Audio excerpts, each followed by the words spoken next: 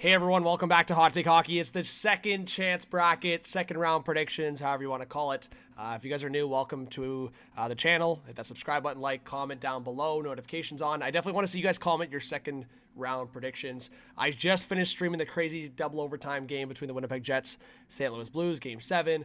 Adam Lowry, Jets win it in double overtime, so they're going to move on and play the Dallas Stars round 2. So we're going to do our second round predictions. I went 5 for 8 in the first round in my bracket. I was down to the wire on these last two matchups in the Central Division, and I had St. Louis and Colorado coming out of it. So I'm going to own that. If those two teams won, I would have went 7 for 8 in my bracket, and those are the margins, right? Colorado was winning up by 2. They choke. St. Louis was up by 2. They choke. So it was right there. But looking at it now, we're going to make our second chance bracket predictions based on what I witnessed. Let's make the predictions. So I'm back and forth. I'm going to see what happens with some injuries, and obviously I'll kind of make a prediction about it. But there's been some injuries that concern me. Again, I'm not making predictions off of one injury, but for example, Carolina, Frederik Andersen's injury status. What's it at? Is he healthy going to the second round? That's a huge, huge storyline. And I think when you look at another example of Dallas, what's the health status of Jason Robertson and the health status of Miro Heiskanen? So assuming Frederik Andersen's healthy, assuming the Dallas Stars are going to get Robertson and Heiskanen back soon because they've been, Heiskanen's been skating, they're rumored to be back. Scheifele was skating. It was up in the air if he was going to play Game 7. You would like to think he's going to be back. Morrissey's up in the air. So there's a bunch of injuries just up in the air right now. But we're going to go based on the assumption that a lot of these guys are going to make their way back in the second round. It does seem like Mattias Ekholm is doubtful for round 2 for the Edmonton Oilers. So we're going based on that information. Let's start with what we just witnessed. Fresh in our minds, the Dallas Stars and Winnipeg Jets round 2 matchup. I believe they haven't played each other in the playoffs. There was a bit of a history there. If the Blues were to win and play the Stars, there's a bit of a history there. But with the Jets and Stars, there's not much history to go based on for me. So I'm going to do matchup for goaltending. Well, Ottinger's probably been better than Hellebuck. That's an advantage Dallas. Defense, I think it's pretty even. I think if Heiskanen comes back, it's advantage Dallas. Offense, well, both have deep offenses, but I would say advantage Dallas. See where I'm going with this? I mean, everything points towards the Stars winning the series. I did have in my head that the winner of Dallas-Colorado has a really good chance going to the Cup final, but they would at least go to the conference final. I feel like I have to stick with that. I will put the asterisk in saying if Hellebuck can play how he played in the third period and the overtimes, the Jets can go all the way to the Cup final. They have the team to do it. If Morrissey's healthy, if Scheifele's healthy, they can do it. I have to go based on what I've seen. Hellebuck in the sample size of the first round is a concern. If he goes anywhere close back to that, it's a concern. So I am going to go Dallas Stars. I think it's going to be a tight series. I think based on what those two teams just experienced, I see another Game 7 potentially. I think those teams are going to beat each other up. I also think it's going to be a home ice advantage series as well. I think Winnipeg loves their home ice. I think Dallas loves their home ice. Ice a little bit sketchy in Dallas, American Airlines Center. That's a little bit of a conversation as well. We're going to go Dallas in 7. I think it's going to be a close series. Edmonton, Vegas. The Ekholm injury is concerning. It looks like he's going to be doubtful. The goaltending to me is a write-off because I think Adin Hill has the advantage, but it's not like he was the storyline for Vegas, right? Vegas had their back and forth. There was a couple rough games in there. So I'm torn a little bit with this one, but I am going to go with what I had originally, and it is Edmonton.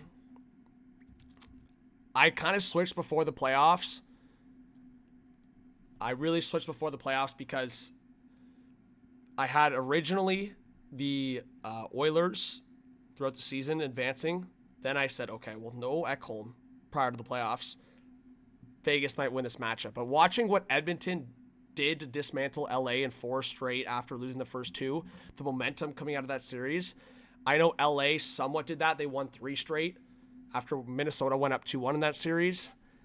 But I just think LA was the much better team in the season than Minnesota was consistently. LA, home ice, just consistent. They were one of the hotter teams also to go into the playoffs, and the Oilers still dismantled them with no Ekholm, sus goaltending, and sometimes it's just as simple as who are the best players in the series. Connor McDavid and Leon Draisaitl are the 2 best players in that series. So I'm going to go Edmonton, Dallas, conference final. And then you flip to the other side. I've been Washington. I want to pick Washington here because Logan Thompson's been one of the best, if not the best goalie in the first round. But what I'm thinking with Carolina is this right now. Both Carolina and Washington dominated a weaker opponent. There's no question about it. New Jersey could have been that great opponent if they had Jack Hughes. They just didn't. This is the toughest one for me. I kept feeling Dallas, Edmonton, just based on how they played and the toughness of Dallas playing Colorado, whoever comes out of that series. But it's tough. So I'm going to switch here. I'm actually going to switch here. I'm sorry, Caps fans. The only reason I'm switching is one main reason. And that is I see three guys that have stepped up their play here, whether it's Aho, Svech, or Jarvis. I think those guys are playing really well. And I think both defenses are good. I think Frederik Andersen, if he's healthy, that's the conversation. And potentially Leafs, Hurricanes.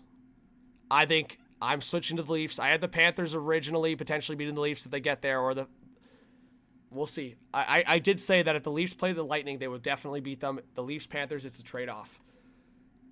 Revenge games in there, but also I think the Leafs carry that momentum out of the Battle of Ontario. There's bias, but there's also the conversation that people need to understand this. The Leafs are going into this as a major underdog. While they're the first ranked team in the Atlantic, they are the first seed. They're going in as underdogs with home ice advantage. That's a pretty, I think, good thing to have, to be honest. Being the underdog, but also having the home ice advantage. I think a huge factor for Toronto, too, is the depth. The Leafs' fourth line is much better than the Florida Panthers' fourth line, but the Panthers' third line is better than the Leafs' third line, if you're catching what I'm saying. So the Leafs' offense is a little bit more spread out across all four lines, where the Panthers' top nine is probably better than the Leafs' top nine. There's that going on. But the Leafs' defense is better than the Panthers' defense. I'm going to stand by that.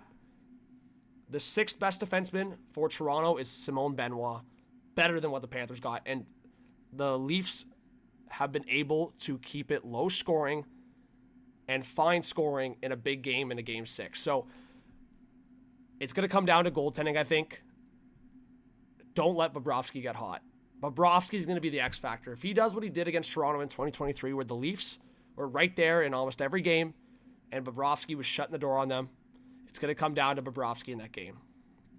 My expectation for the Leafs this year was conference final. And that's why we might see a rematch. Once upon a time. And Edmonton keeps that storyline going. I'm going to go back to my Oilers pick. I said in my head, if the Oilers get out of that first round, they're going to be a team on a mission trying to get back in. I could see a rematch of Battle of Florida. I had talked about that. If Florida beats Toronto, I think they go back to the Cup final. I also think the Leafs could beat Carolina. Don't get it twisted. I think we could see a Leafs-Oilers Cup final. I just think we've been asking for that for a while. I don't know if it's as easy, right? Like, the Leafs beating both Florida and a tough, experienced team like Carolina or Washington back-to-back is going to be really tough. Do the Leafs have that in them? I think they can do it, but the odds are already stacked up against them against Florida. If they can squeak out a win, are they too beat up? So, to me, the East is a little bit more of a toss-up for me, where I think in my head I'm a little bit more solidified on a Dallas-Edmonton Western Conference final. So I'm doing a bit of one of those, like, toss it up, roll the dice, see what happens. I keep saying the winner of Toronto-Florida goes to the Cup final. But I'm going to give Carolina their flowers because I think a lot of people are not picking them. And I think they very well could. I think that's kind of the perspective I have. I think they very well could. So I hope I'm right back here in the conference final and I see the Leafs just dismantle Florida and I can go, Leafs are doing it. Leafs are doing it. But I want to see what happens in the second round before I make any more crazy statements. But I'm going to go Oilers win the Cup. That's what I'm changing to right now. My two scenarios in my bracket challenge that I submitted was Colorado winning one, Edmonton winning another. So I'm kind of defaulting to my other Cup champ right now, which was Edmonton at the start of the season, and I'm going back to them right now. So thank you so much, guys, for watching. Give me your picks for a Stanley Cup winner, but also your second round predictions. My second round predictions here, I had Washington and Toronto. I flipped to Carolina because I think Frederik Andersen and Logan Thompson were the two best goalies in the first round, and they both battled injuries in the first round. So if Freddie Anderson plays, that's the X factor there. If he doesn't play, then I'm picking Washington. Washington's going to advance if Freddie Anderson doesn't play. Simple as that. Frederick Anderson, if he's in, Carolina, I think they have a good chance to move on. So we'll see, guys. Subscribe, like, comment, notification bell. We'll see you guys in the second round. Comment your thoughts. Peace.